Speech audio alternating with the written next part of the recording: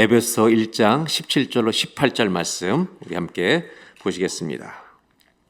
에베소 1장 17절로 18절 말씀을 제가 봉독해 드리겠습니다. 우리 주 예수 그리스도의 하나님 영광의 아버지께서 지혜와 계시의 영을 너희에게 주사 하나님을 알게 하시고 너희 마음의 눈을 밝히사 그의 부르심의 소망이 무엇이며 성도 안에서 그 기업의 영광의 풍성함이 무엇이며, 한번 저를 따라 하실까요? 너의 마음의 눈을 밝히사 그의 부르심의 소망이 무엇이며 성도 안에서 그 기업의 영광의 풍성함이 무엇이며. 오늘 이 두 번째 기도를 좀 나누려고 하는데요, 아직 문장이 끝나지 않았기 때문에 영어와 좀 순서가 바뀌어서 19절을 좀 보겠습니다. 그의 힘의 위력으로 역사하심을 따라 믿는 우리에게 베푸신 능력의 지극히심이 어떠한 것을 너희로 알게 하시길 구하노라. 지난주는 하나님을 알게 해달라는 기도가 우리가 평생 해야 될 기도다 말씀드렸고, 오늘은 부르심의 소망이 무엇인지를 알게 해달라는 이 기도를 좀 나누려고 합니다. 믿음이라고 하는 것은 절대로 강요해서 가질 수는 없습니다. 팔을 비틀어도 우리가 믿음을 그 사람에게 넣어줄 수는 없습니다. 헌신도 마찬가지입니다. 누구를 우리가 위협해가지고 헌신을 시킬 수 있겠습니까? 설령 잠깐 한다 하더라도 마음이 들여지지 않는 헌신을 어떻게 헌신이라고 말할 수 있겠습니까? 감사한 것은 우리 예수님도 우리에게 믿음을 강요해서 가지라고 하시진 않았습니다. 누가복음 14장 28절에 우리 예수님은 매우 신사적으로 우리에게 이렇게 권면하십니다. 너희 중에 누가 망대를 세우고자 할진대 자기의 가진 것이 준공하기까지에 족할는지 먼저 앉아 그 비용을 계산하지 아니하겠느냐. 건물을 짓는 사람도 짓기 전에 비용을 계산하고 건물을 짓는 게 당연한 거 아니냐. 이렇게 말씀하시면서 주님은 우리들에게 이렇게 권면합니다. 나를 따라오려거든 내가 누군지 알고 네 인생을 바치는 것이 아깝지 않거든 나를 따라오라고 권면하십니다. 우리 주님 역시 깨달아야만 믿음과 헌신과 순종이 가능하다는 것을 가르쳐 주셨습니다. 그래서 우리가 신앙생활이라고 하는 것은 영적인 이 하나님을 향한 이 지식은 점진적입니다. 그래서 주님을 더 알아가는, 더 깊이 알아가는 복이 있기를 바랍니다. 이것이 바울의 기도입니다. 예수님도 그렇게 우리 권면하셨는데, 우리는 살아가는 방식이 있어 좋은 것 같기도 한데 문제를 일으키는 방식도 우리 삶에 가지고 있습니다. 그건 뭐냐면, 우리가 물건을 살 때 누구나 보편적인 태도나 방법이 있는데, 똑같은 것 중에 좋은 제품을 원하는 것은 우리 모두의 공통점입니다.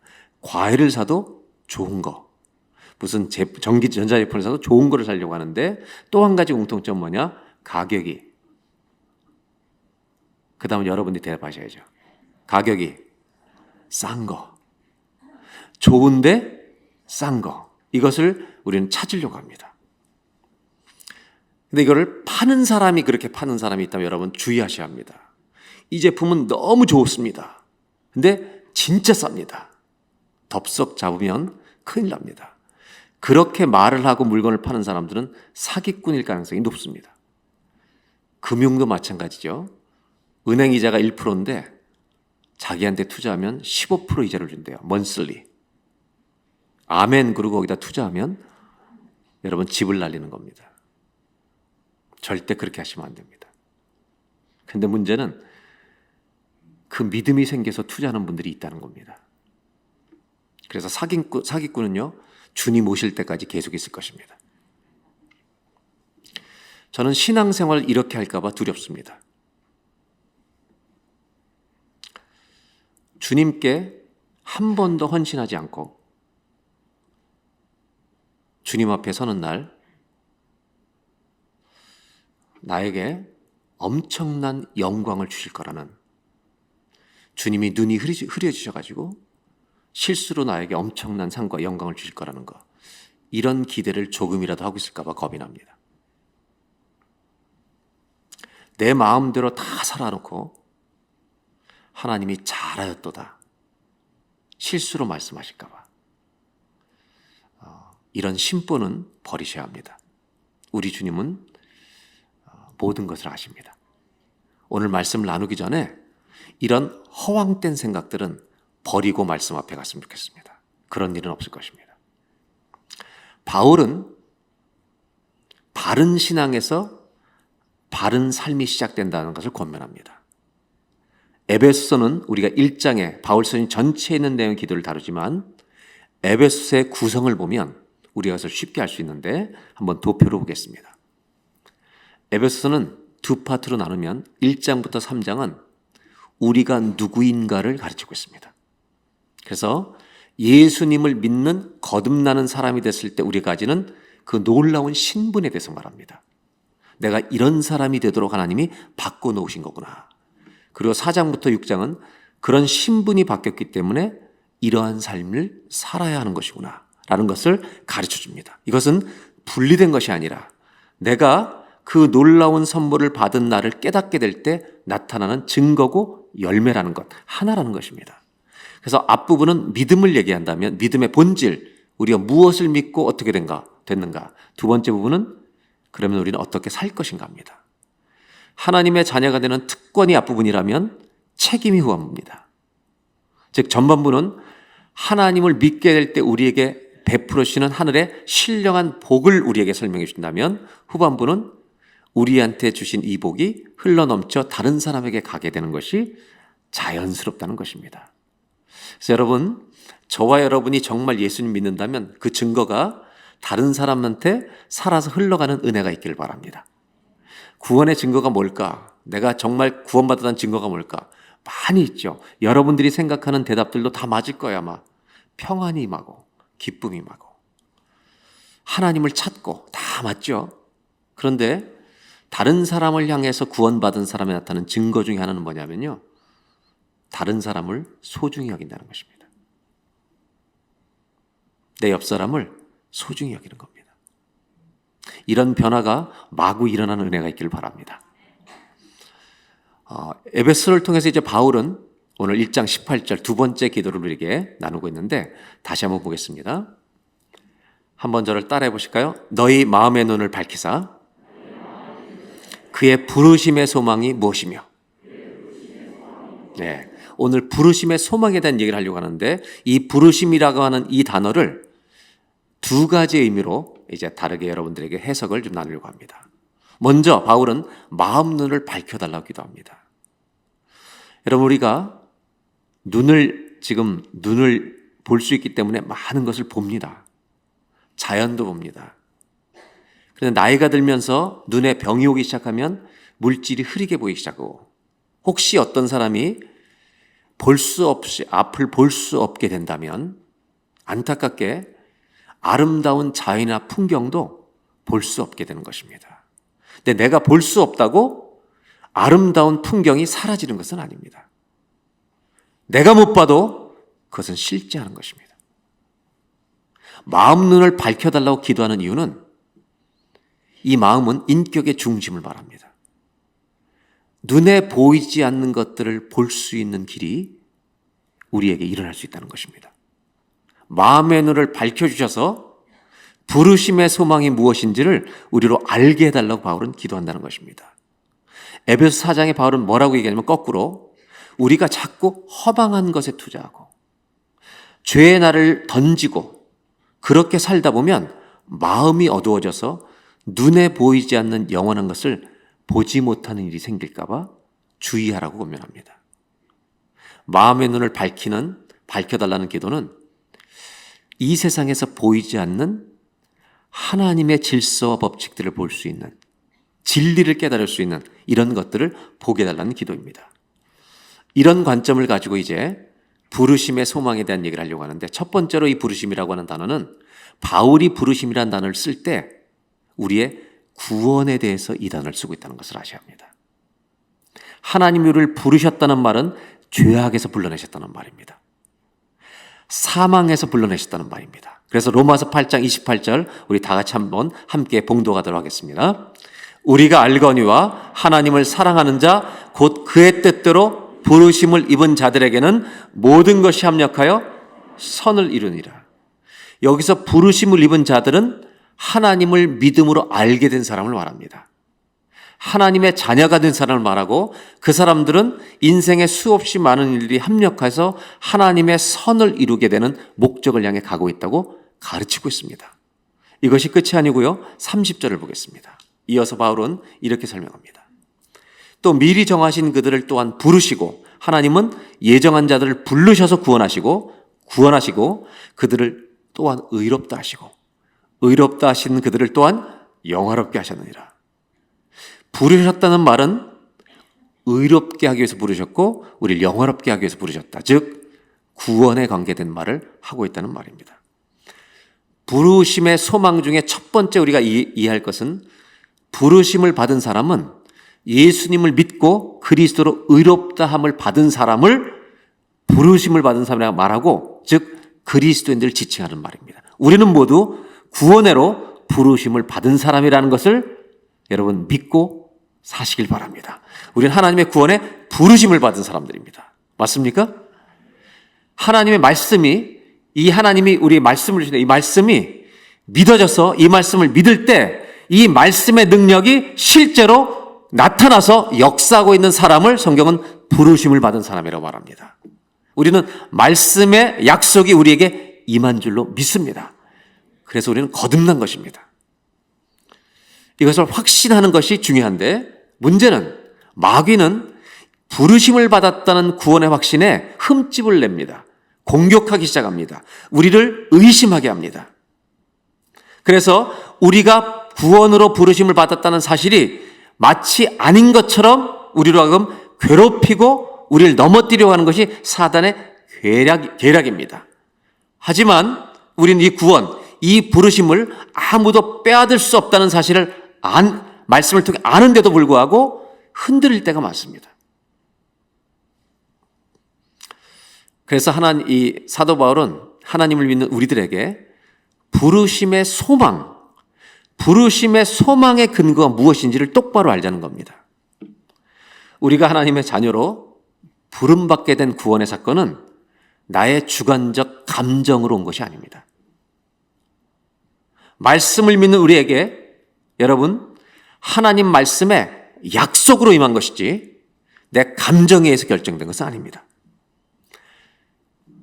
바울이 강조하려고 하는 것은 우리를 불러주신 구원의 이 놀라운 약속과 확신은 이 세상의 어떤 것도 이 계획과 하나님의 부르신 구원을 가로막을 수 없고 무효화시킬 수 없고 원래대로 돌이킬 수 없다는 것을 우리가 알고 확신하는 중에 들어가라는 겁니다. 물론 의심은 여전히 존재합니다. 내가 정말 구원받았나 흔드는 문제가 여전히 있습니다. 우리는 주님 앞에 선한 일을 결심하고 한번 이렇게 주님께 나를 드려봐야지 열심히 결심을 하고도 얼마나 중간에 많이 포기하는지 모릅니다. 나의 주관적인 삶에 이 구원의 부르심이 달려있다면 여러분 흔들려야 정상입니다. 우리는 1년에 52주 주일 예배를 드립니다. 신앙생활 많이 하신 분들이 여기 많이 있는데요. 성실한 분들이 많아가지고요. 52주 주일 중에 주일 예배 10년 동안 한 번도 안 빠졌습니다. 손들라 그러면 허단 사람이 됩니다. 제가 한번 실험해 볼게요. 10년 이상 내가 어디 가도 주일 예배 안 빠졌다 한 번도. 52주 주일날 한번 손 들어보세요. 10년 이상 안 빠졌다 한 번도. 겸손한 거예요? 아니 들어보세요. 진짜 솔직하게. 난 안 빠졌습니다. 제가 볼 때 굉장히 많아요. 그거로 구원받을 수 있어요? 무슨 얘기냐면 하나님은 이렇게 말씀하실걸요? 1년에 52주 중에 네가 주일 예배 매주 나왔지만 진짜 예배 드린 날이 몇 주니? 너 그날 예배 드린 거 아니야.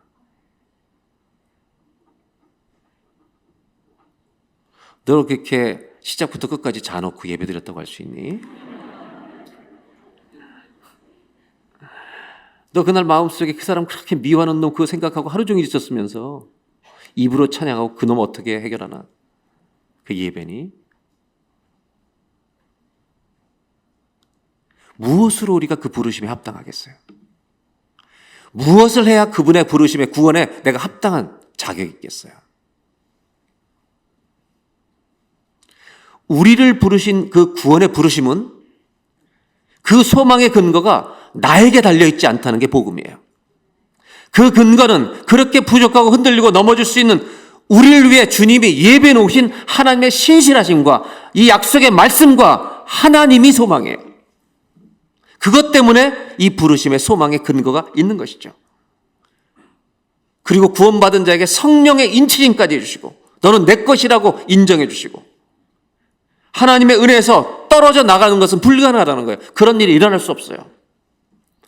우리의 심령 안에 예수를 믿는 자에게 영생의 씨앗을 심으시고 성령을 보내주시고 하나님 것이라고 인을 쳐주신 이 하나님이 거기서 빼앗을 수 있는 어떤 것을 준비해놨다는 것은 말도 안 되는 이야기죠. 우리가 구원받은 소망의 근거는 내 업적이 아닙니다. 주님이십니다. 이것을 믿는 기초 위에 우리가 서 있어야 한다는 것입니다. 한번 따라 하실까요?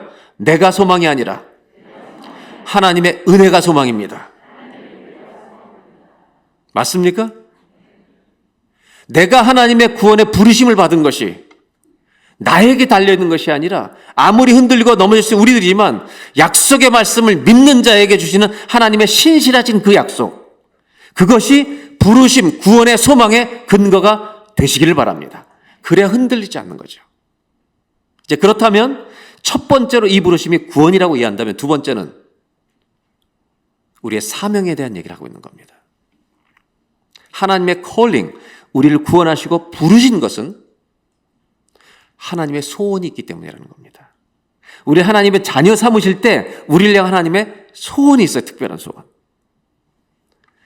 하나님의 꿈이 있었다는 것입니다. 그 바울 서신을 읽어보면 그것을 깨닫은 바울의 고백이 바울 서신서에 곳곳에 나옵니다. 오늘 에베소 1장 앞부분을 먼저 보도록 하겠습니다. 1장 12절.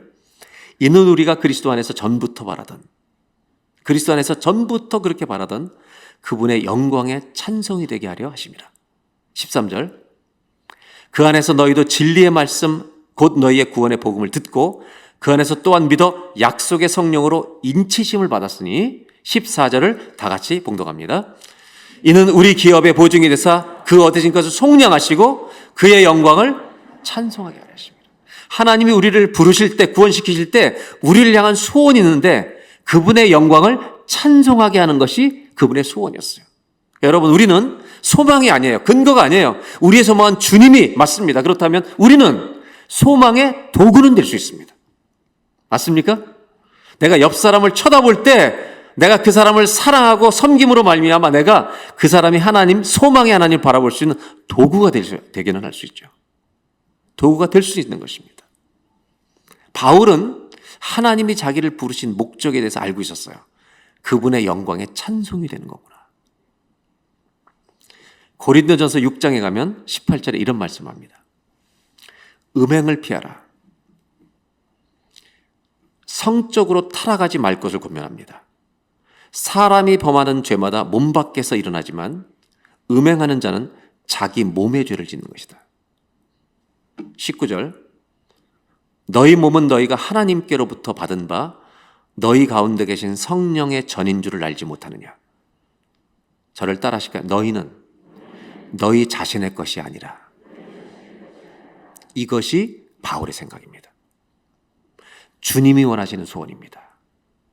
나는 내 것이 아니라고 고백하는 것이, 이것이 바로 주님의 소원입니다. 그래서 20절에 이렇게 말합니다. 값으로 산 것이 되었으니 그런즉 너희 몸으로 하나님께 영광을 돌리라. 우리의 몸으로도 하나님께 영광을 돌리래요. 그러니까 사람을 함부로 째려보지 마시길 바라요. 영광을 가려요. 부부싸움 할 때도 부드러운 눈으로 보라보세요. 바울은 고린도 6장에 이런 얘기를 덧붙입니다. 우리 몸은 음란한 것을 위해서 있지 않다. 오직 주를 위하여 있느니라. 전 이 말씀이 너무 좋아요. 한번 따라 할까요? 우리 몸은 오직 주를 위하여 있느니라. 아멘. 아멘입니다. 이 정신으로 말씀을 믿고 무장되어 있는 거죠, 바울은. 이게 끝이 아니죠. 빌립보서 1장 19절에 가면 이렇게 말합니다. 이것이 너희의 간구와 예수 그리스도의 성령의 도우심으로 나를 구원에 이르게 할 줄 아는 거로 20절 나의 간절한 기대와 소망을 따라 아무 일에든지 부끄러워하지 아니하고 지금도 전과 같이 온전히 담대하여 살든지 죽든지 내 몸에서 그리스도가 존귀하게 되려 한다. 바울은 하나님의 소원을 알아버렸어요. 가치를 깨닫고 나서 따라오라고 말씀하셨잖아요. 그 예수님 말씀을 정확히 알았어요. 예수님이 누군지 알고 나니까 내 생명보다 주님이 더 귀하세요. 그래서 자기 소원은 뭐가 되냐면 내가 살든지 죽든지 나를 통해 주님이 높임받는 게 내 소원이라고 고백하는 겁니다. 저는 이 성경을 읽을 때마다 우리가 아마 그렇게 느낄 거라고 생각하는데 영적인 열등감을 우리가 느낄 줄 몰라요. 진짜 이렇게 생각한가 이분은? 진짜죠. 우리도 그런 믿음으로 갈 수가 있어요. 중요한 것은 가치를 알아야만 돼요. 사도행전 20장에 가면 23절에 이렇게 말합니다. 자기가 예루살렘에 가면 잡힌다는 얘기를 듣고 오직 성령이 각성해서 내게 증언하여 결박과 환난이 나를 기다린다 하시나 24절을 다 같이 읽겠습니다. 내가 달려갈 길과 주 예수께 받은 사명 곧 하나님의 은혜의 복음을 증언하는 일을 마치려 하면은 나의 생명조차 조금도 귀한 것으로 여기지 아니하노라. 너무 나간 거죠, 이거. 지나친 거죠, 여러분. 우리에게는 지나쳐 보이죠.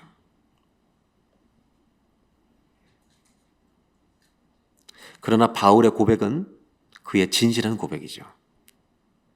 아마 우리보다는 주님이 누군지를 더 깊이 알았던 것 같아요. 저는 이런 말씀들을 읽으면서 저만이 아니라 우리 모두 비슷할 거라고 생각하는데 하나님 앞에 그분이 우리에게 맡긴 이 소명 앞에 죄송한 마음이라고 생각해요.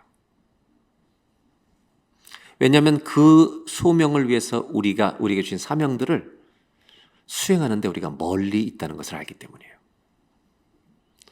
육신의 소욕을 따라 산 세월이 너무도 길고 내 육신의 욕망을 따라 집착하는 일에 아직도 헤매고 있기 때문에 우리는 죄송한 마음이지만 이 부르심에 대해서 잘 생각해보는 예배가 됐으면 좋겠습니다. 저는 목회를 하면서 성도님들이 저에게 이런 기대감을 표현하면서 질문하는 적이 있었습니다. 목사님, 사명 같은 얘기를 하시면 부족하지만 이런 기대는 있습니다. 하나님이 저에게도 길거리에서 빛이 임하면서 쓰러뜨리셨다면 저도 주님께 그렇게 드렸을지 모릅니다. 모세처럼 떨기나무에 불이 붙은 채로 이런 기적을 체험하면 저도 혹시 드렸을지 모릅니다. 여러분, 그 불을 보고도 모세는 못하겠다고 계속 얘기했습니다. 여러분, 우리가 이런 극적인 부르심의 체험이 있다면 전적으로 따랐을까요? 우리는 이런 기적을 못 봐서 못 따르는 걸까요? 부르심의 핵심은 바울이 쓰러진 게 아닙니다. 세상의 빛과 다른 빛을 본 것이 아닙니다. 가시나무 떨기에 불 붙어서 꺼지지 않는 그 광경 자체가 아닙니다. 우리를 부르시는 것은 주님의 말씀입니다. 주의 말씀이 내 가슴에 부딪히는 순간 그 사람은 죽게 드리는 것입니다. 말씀이 와야 내가 주님께 드릴 수 있는 것입니다. 하나님이 우리에게 내가 너를 쓰고 싶다 어떤 일이든지 혹시 말씀하신 적은 없습니까? 나의 영광을 위해 너를 지었다. 이것이 여러분들에게 들려지지 않았습니까? 전 이렇게 말하고 싶어요. 정말 나는 하나님은 나에게 예배 시간에 성경을 읽을 때 한 번도 말씀하신 적이 없습니다. 내가 너를 지었다. 너는 내 것이다. 내가 너를 쓰기 원한다. 한 번도 만약에 들은 적이 없다면 여러분 전혀 주를 위해 살칠 필요 없습니다. 그것이 정상입니다. 근데 정말 없습니까? 듣고도 무시하신 겁니까?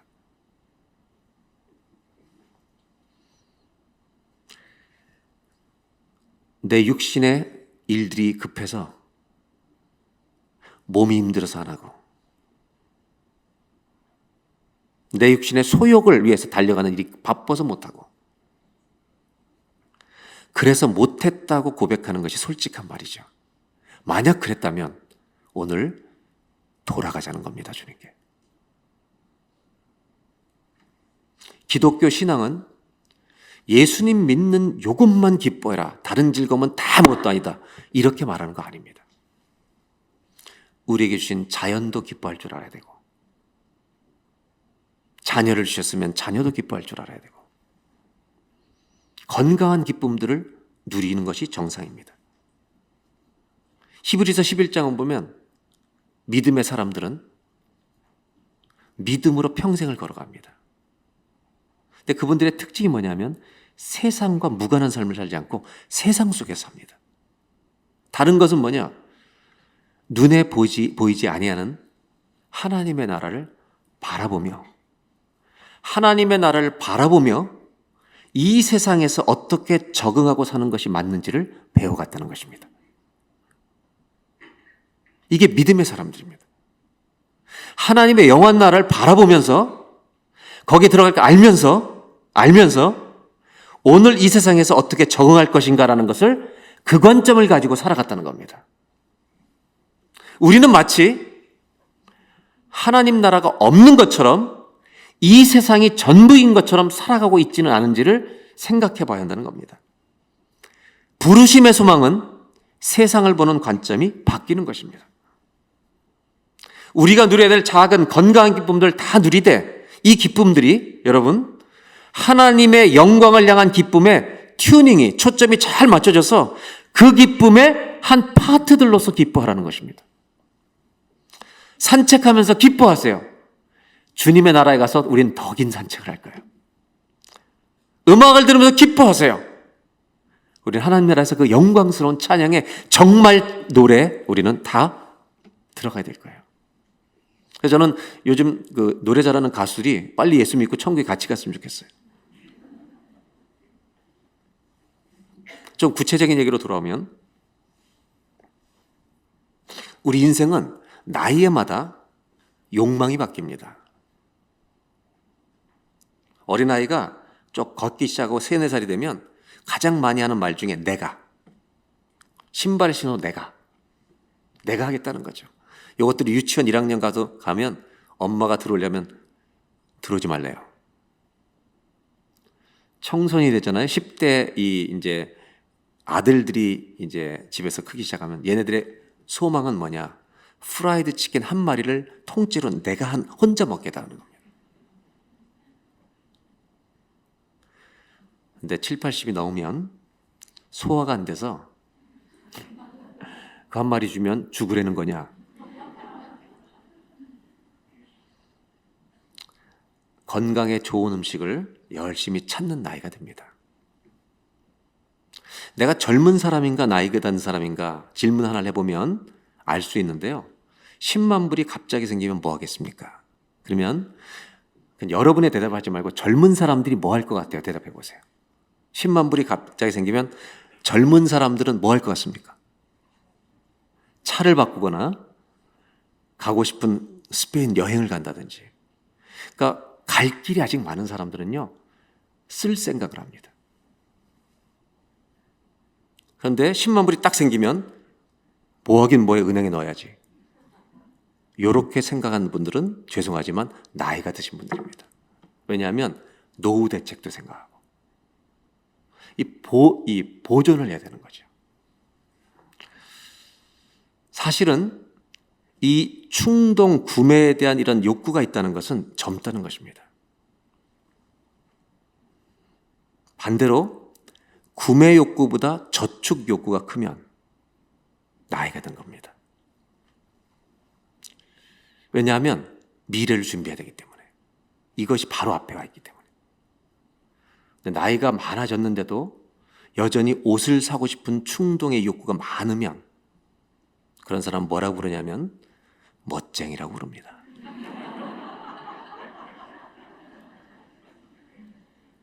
철없다 그럴 줄 알았죠, 제가. 저는 그렇게 그런 분들을 폄하하고 싶지 않고요. 멋쟁이. 굶어 죽어도 옷은 잘 입어야 된다. 사실 우리는 세상을 향한 욕구는 구하지 않으셔도 돼요. 이미 충만합니다. 넘칩니다. 그럼 부르심에 대한 소망을 가지고 산다는 것은 무슨 말이냐면 하나님을 위해서 내가 어떤 일인가를 사명을 감당하고 싶다고 하는 이 욕구가 사명의 욕구가 세상을 위해 살고 싶은 욕구를 이기는 일이라는 것입니다.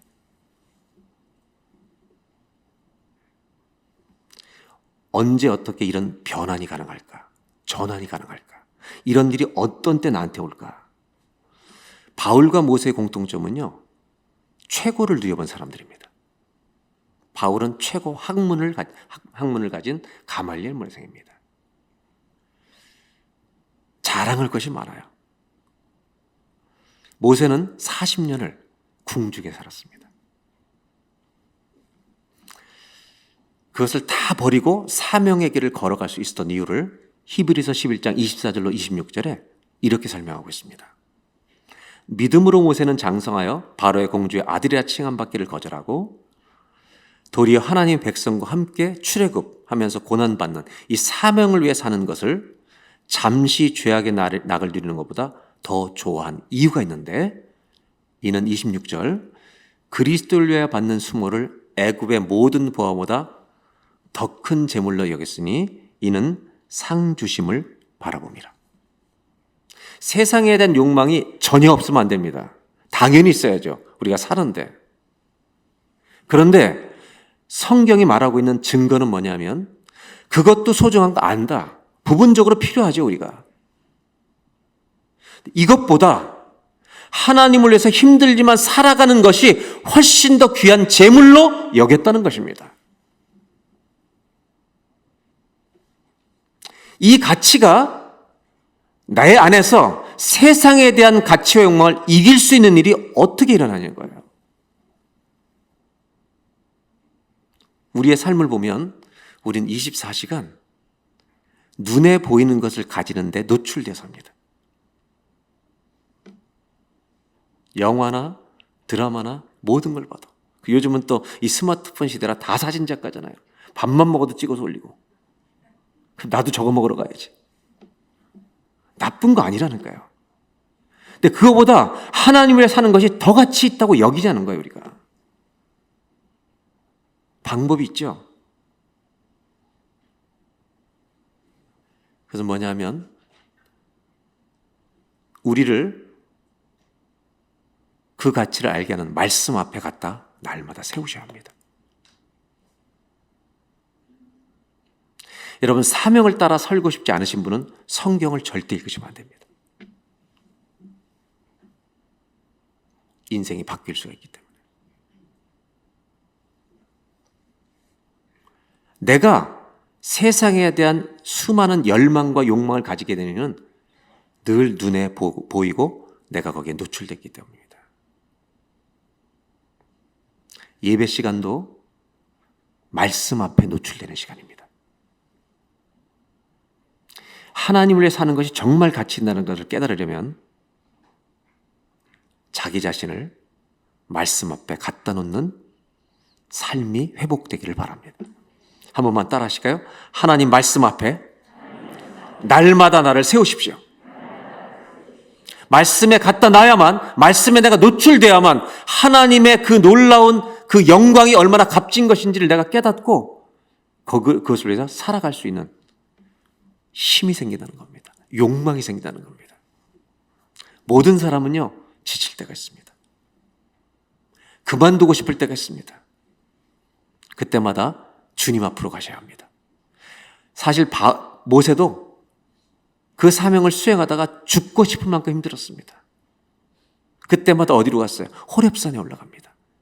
뭐 하나 듣고 싶어서 주님 말씀 한 문장을 듣고 싶어서. 오늘 이 예배 때 이 음성이 들려주시면 좋겠어요. 너는 내 것이다.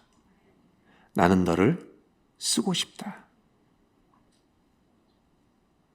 나는 너를 세상의 도구로 만들지 않았다. 나의 영광을 위해서 내가 너를 지었느니라. 이 음성이 들리면 좋겠습니다. 그리고 나서 그 말씀을 가지고 가정을 살고 세상을 사는 것입니다.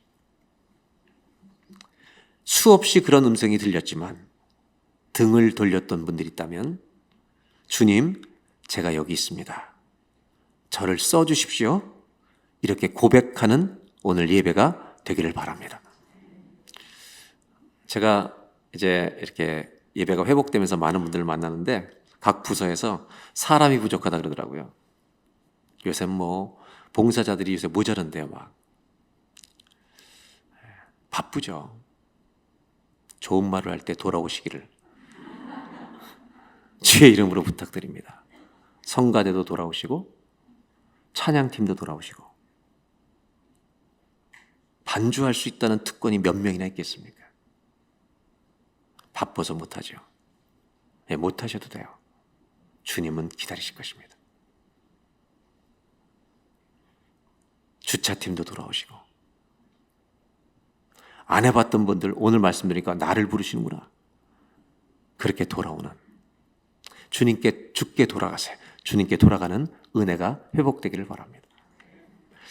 연세가 많으신 분들은 소일거리를 하루를 어떻게 보내나 이런 고민들을 많이 하세요. 저는 이렇게 말씀드리고 싶어요. 연세가 많으신 분들 그동안 주님을 위해 사느라고 수고 많으셨어요. 쉬는 것도 신앙생활이에요. 근데 바라기는 이런 불붙는 마음이 끝까지 꺼지지 않으면 좋겠어요. 하나님, 내가 몸으로 이젠 다 섬길 수 없지만 하나님의 사명을 위해 사는 자란 이 마음만은 꺼지지 않게 해주셔서 나이가 많아져도 소일거리 찾는 사람이 아니라 사명거리 찾는 사람 되게 하여 주옵소서. 제가 한국 가기 전에 이렇게 먼 출장을 가기 전에는 이제 좀 특별한 분들을 신방을 해요. 우리 교회 연세가 많은 분들이 함께 살고 있는 곳에 신방을 했어요. 한국 가기 전에. 두 분이 90세가 넘어요. 한 분은 80대고 70대고. 그래서 제가 신방을 3분 같이 가서 우리 조목사님과 예배를 드렸어요. 근데 제일 연세 많은 할머니 원사님이 또 어딜 가? 저한테 그러시는 거예요. 우리 교회에서 저를 야단치는 분이 몇 분 계세요. 제가 은퇴할 때 이름을 공개하려고 그래요. 그러면서 이분이 뭐라 하는지 아세요? 나는 내가 죽으면 목사님이 장례 못 해줄까 봐 못 죽고 있대요. 제가 뭐라 했는지 아세요? 편안히 돌아가세요 그냥. 제가 오겠다고 바로. 죽음을 이렇게 편안하게 얘기할 수 있는 관계가 된다는 것이 얼마나 기쁜 일입니까? 저는 연세가 들어가는 분 앞에 소일거리를 찾는 노인이 아니라 오늘도 사명거리를 찾는 한 사람으로 살다가 주님 앞에 가게 해달라고 관점이 바뀌기를 주의 이름으로 축원합니다.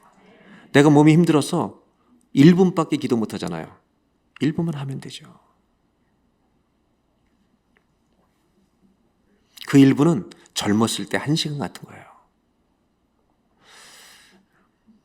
한국에서 제가 만나기는 아주 젊은 전도사님이 있어요. 90년대 전도사님들 이제 모임 중에 한 사람이 저랑 모임을 하다가 자기가 성실하지 않은 것 같다는 거예요. 그래서 왜 그러냐 그랬더니 자기가 새벽 기도를 잘 못한대요.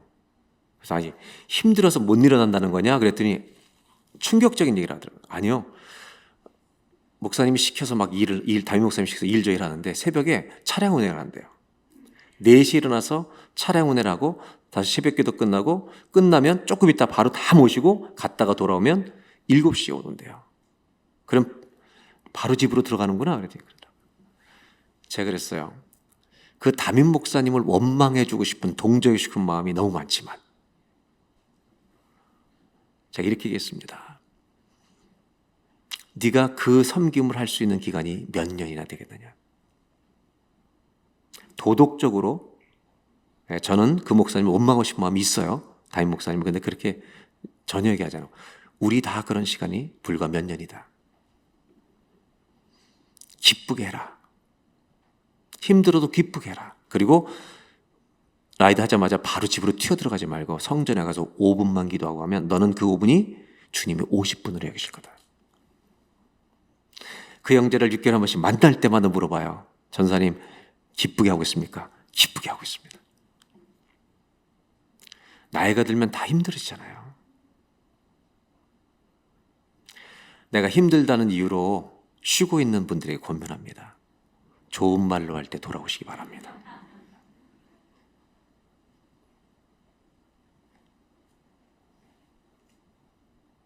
저도 목회하면서 힘들 때가 왜 없겠습니까?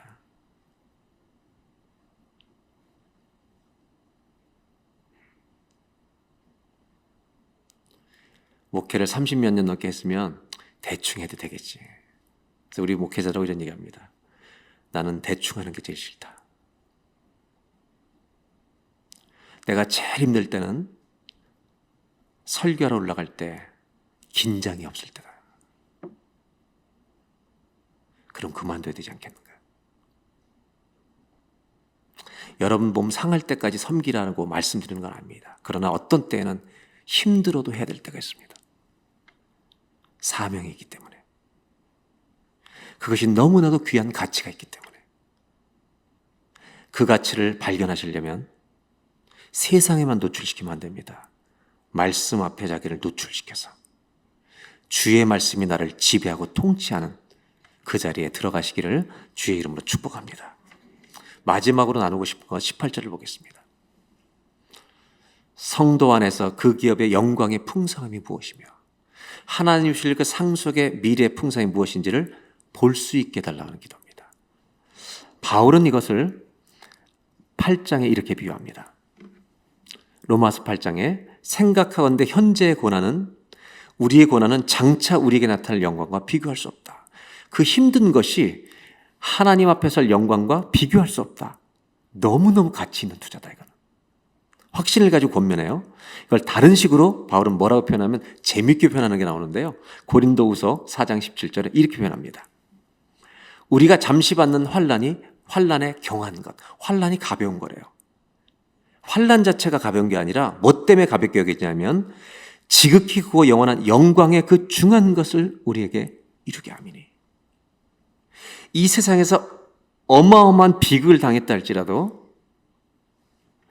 하나님을 위해 산 자들이 누리게 될 그 영광스러운 영광의 무게를 생각하면 이거는 가볍다. 이런 믿음으로 바울은 사는 거예요. 여기서 가치의 개념을 무게의 개념으로 바꿉니다. 환난이 가볍게 느껴지는 이유는 우리가 누릴 영원한 영광의 무게가 크기 때문에 그걸 생각하면 가볍다는 거죠. 그래서 여러분 이런 기도하는 걸 들어보셨어요? 고통 중에 있는 분들이 이번에 고쳐주시면 저 주를 위해 살 겁니다. 많은 사람들이 이렇게 기도하고 실제로 낫는 분들이 많아요. 낫고 사는지는 모르겠어요. 바울이 얘기하는 것은 하나만 더 보겠습니다. 고린도서 4장 18절 우리 다 같이 함께 봉독합니다. 우리가 주목하는 것은 보이는 것이 아니요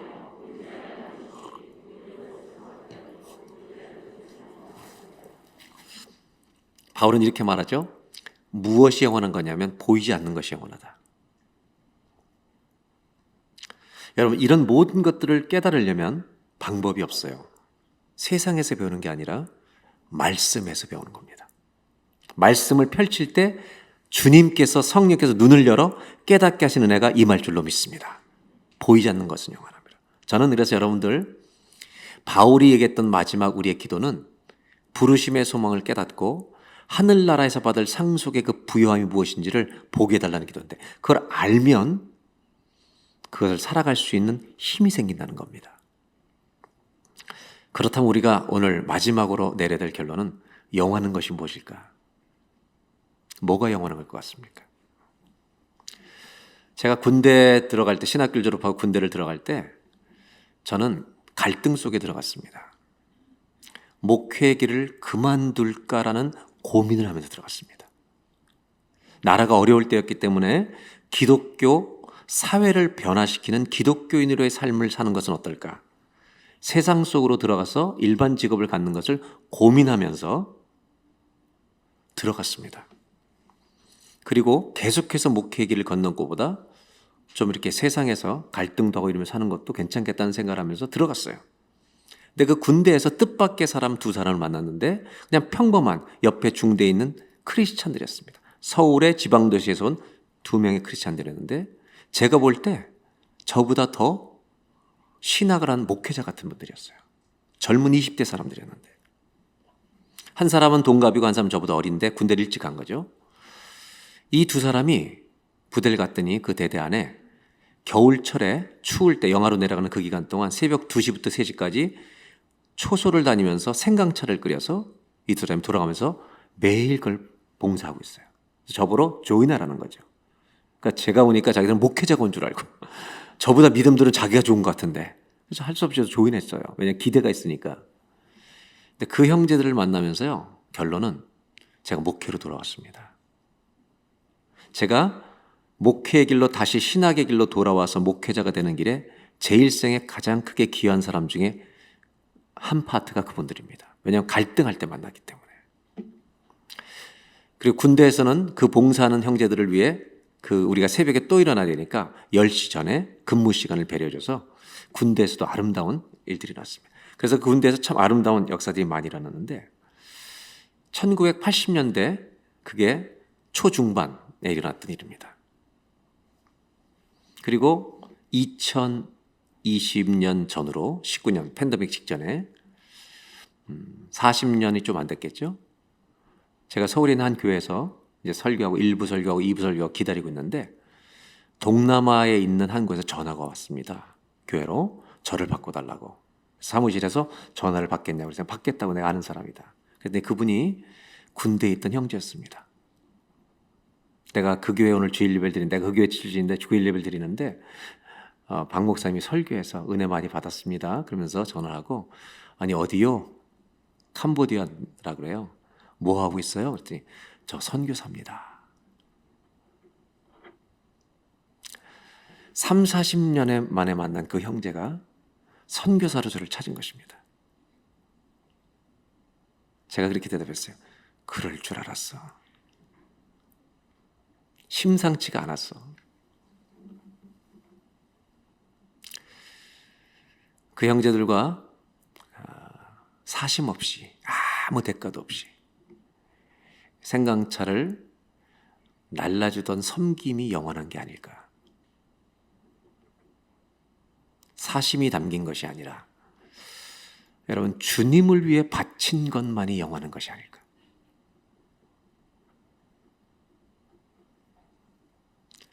내가 가지고 성취한 업적이 영원한 것이 아니라 주님께 드린 삶만이 영원하다는 것을 성경은 말하고 있습니다. 그런 자리로 돌아가시지 않겠습니까?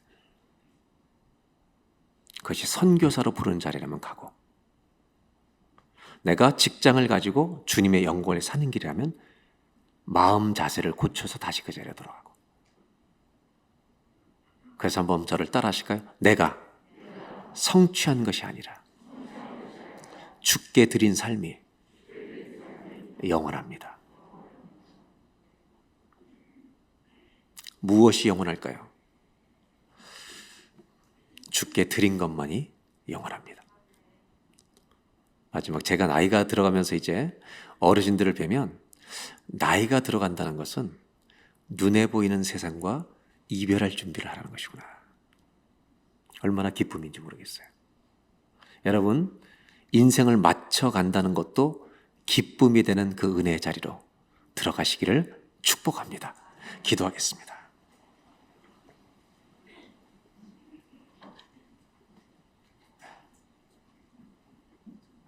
첫 번째로 우리 다 같이 기도하고 싶은 것은 하나님의 은혜가 소망이어서 감사합니다. 나에게 달려있는 것이 아니라 주님의 구원의 부르심이, 주님의 신실하심, 그 약속 은혜에 있어서 감사합니다. 그래서 오늘 이 아침 예배를 통해 이 은혜를 깨달아, 내가 그 은혜 위에 있음을 깨달아, 하나님, 내 몸이 내 것이 아닙니다. 주의 것임을 고백합니다. 하나님의 도구로 우리 삶을 내어드리는 사명의 자리로 돌아가는 오늘 결단의 예배가 되게 하여 주옵소서. 우리 다 같이 잠시 기도하겠습니다. 하나님 아버지, 우리의 마음, 이 눈을 누가 열어줄 수 있겠습니까? 주님만이 아니겠습니까? 내 삶의 방향을 누가 바꾸실 수 있겠습니까? 하나님 아버지, 그래서 기도합니다. 하나님의 은혜, 그 부르심만이 내 구원이 흔들리지 않은 소망의 근거 힘을 믿어서 오늘 하나님 앞에 다시 한번 감사합니다. 이 은혜를 입은 자로서 우리의 이런 고백이 우리 가슴 속에 흘러나오기를 원합니다. 내 몸은 내 것이 아님을 고백하는 예배가 되게 하여 주시옵소서. 하나님, 내 몸이 주를 위하여 있습니다. 오직 주를 위하여 있습니다. 하나님, 이 고백으로 무장하는 예배가 되게 하여 주시기를 원합니다. 하나님, 나의 것이라고 아버지 주장하며 사는 자가 되지 않게 하시고, 내 몸은 주의 것입니다. 정말 믿음으로 계속 고백하며 살아갈 수 있도록 주여 도와주시옵소서. 한 가지 더 기도하는 것은, 우리는 늘 24시간 세상에 노출되어 있습니다. 눈에 보이는 그 욕망을 가지도록 우리는 늘 노출되어 있습니다. 어떻게 우리 삶 속에 하나님의 사명을 따라 사는 그 열망이 눈에 가지고 싶은 욕망을 이기는 순간이 오겠습니까? 말씀을 만나는 것입니다. 이 시간 한 번 더 기도할 때, 주님, 오늘 이 예배를 통해 말씀이 저의 가슴 속에, 심장 속에 하나님 임하는 예배가 되게 하여 주시옵소서. 너는 내 것이다. 내가 너를 쓰고 싶다. 세상을 위하여 너를 지은 것이 아니라 하늘나라 하나님의 영광을 위하여 내가 너를 지었느니라. 이 말씀이 내 심장에 들려지는 오늘 예배가 되게 하여 주시옵소서. 그래서 우리도 날마다 주의 말씀 앞에 나를 노출시키고 세우는 자리로 돌아갈 수 있도록 아버지 도와주시기를 원합니다. 사랑의 수고를 감당하는 저희들이 되게 하여 주시옵소서. 다 같이 한 번 더 기도하겠습니다. 하나님 아버지, 우리는 24시간 이 세상에 노출돼 삽니다. 눈에 보이는 것을 갖고 싶은 열망과 욕망이 내 마음에 불일듯이 일어나는 세상 속에 살고 있습니다. 하나님, 그런데 어떻게 돈보다 귀한 것이 있고 환난도 가볍게 여기는 그 가치 있는 중한 것이 정말 있음을 어떻게 우리가 깨달을 수 있겠습니까? 주의 말씀이 임하여야 되지 않겠습니까? 그래서 오늘 이 아침에 기도합니다. 하나님, 말씀해 주십시오. 우리에게 내가 너를 이 세상을 위해 짓지 않았다. 너만을 위해 짓지 않았다. 네가 원하는 것을 얻기 위해 지은 것이 아니다. 나를 위하여 지었느니라. 하나님을 위하여 지었느니라. 하나님의 영광을 위하여 지었느니라. 주의 말씀 앞에 나를 날마다 세우게 하여 주셔서 세상의 가치를 이길 수 있는 하나님 나라의 가치가 우리 가슴에 새겨지는 은혜가 있도록 주여 성경으로 말씀 앞으로 달려가게 해주시기를 원합니다.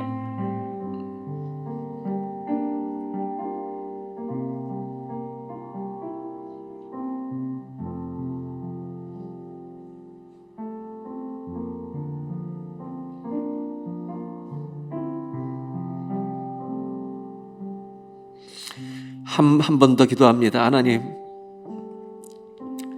힘들어도 사명의 자리로 돌아가겠습니다. 부르심의 자리로 돌아가겠습니다. 수많은 이유와 핑계를 뒤로하고 힘들지만 해보겠습니다. 하나님, 우리의 작은 결단이 오늘 있는 예배가 되면 좋겠습니다. 이 시간 한 번만 더 짧게 기도할 때 하나님, 사명의 자리를 찾게 하여 주시고 돌아가게 해주시고, 선교지이든 성전이든 가정이든 일터든 하나님의 나라의 사명에 맞추어 우리의 삶을 살아가는 자리로 돌아가게 하옵소서. 다 같이 한번 기도하겠습니다. 하나님 아버지, 게으른 것에 익숙해지는 자가 되지 않게 해주시고, 하나님의 나라에 부르신 그 영광스러운 일을 위해 이 땅에 수없이 많은 하나님의 나라 일들이 있는데, 그동안 우리가 그렇게 핑계대어 왔던 모든 것들을 주님 더 이상 주장하지 않게 해주시고, 주님 사명의 자리로, 섬김의 자리로, 하나님이 맡기시는 일이 있을 때 순종의 자리로 주님 돌아가는 오늘 예배가 되게 해주시길 원합니다. 나의 모든 육의 것에 집착하는 것들이 무너지게 해주시고, 하나님 나라의 가치와 그 귀하고 소중한 풍성한 유산들을 볼 수 있는 마음 눈을 밝히사 아버지 열어주셔서 볼 수 있는 예배가 되게 하여 주옵소서. 하나님,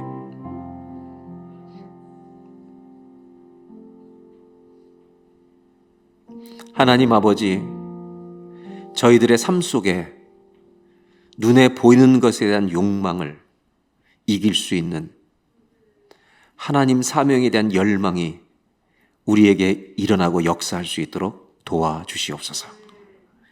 각 사람에게 말씀해 주십시오. 너는 내 것이다. 세상을 위하여 너를 짓지 않았고 나의 영광을 위해 너를 지었느니라. 이 음성이 가슴 속에 박히는 예배가